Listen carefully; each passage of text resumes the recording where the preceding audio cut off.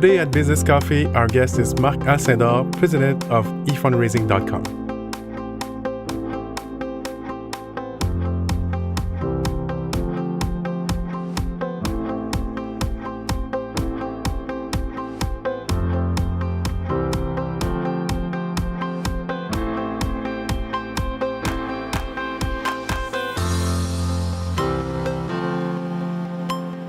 Welcome, Marc, at Business Coffee. Thank you so much for being with us today. Thank you very much for inviting me. Oh, it's really our pleasure.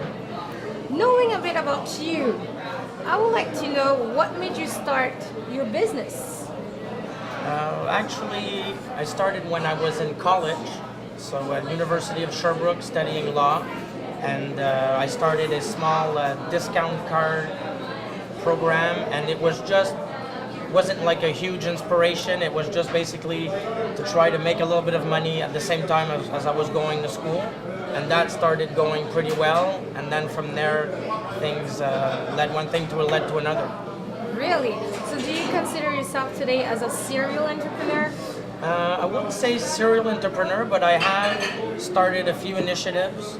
So there was the discount cards. There was at one point some clothes that I would bring in from the U.S. That I would sell also in colleges with different logos.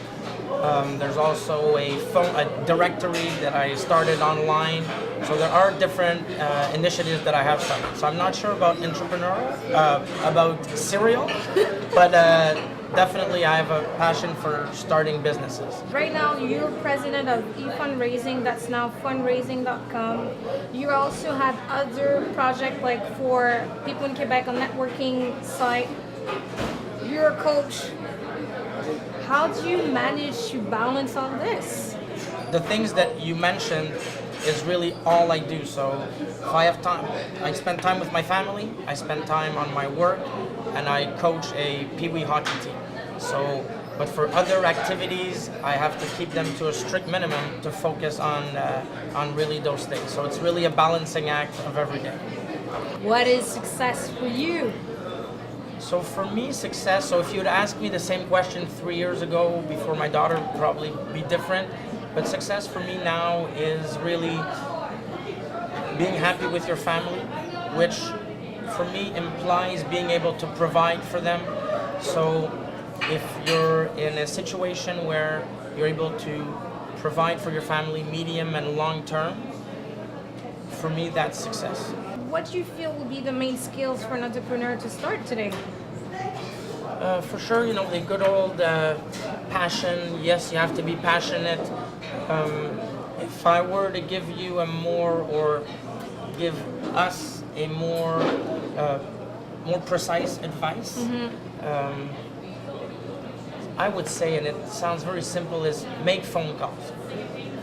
And I'll explain myself. So a lot of people have great ideas, a lot of people have great projects, but they don't write things down. They talk about the project so they don't happen. Then you have the next category where people have great ideas, they talk about it, they write things down, but they don't make a phone call. I've never seen a business start or succeed without phone calls.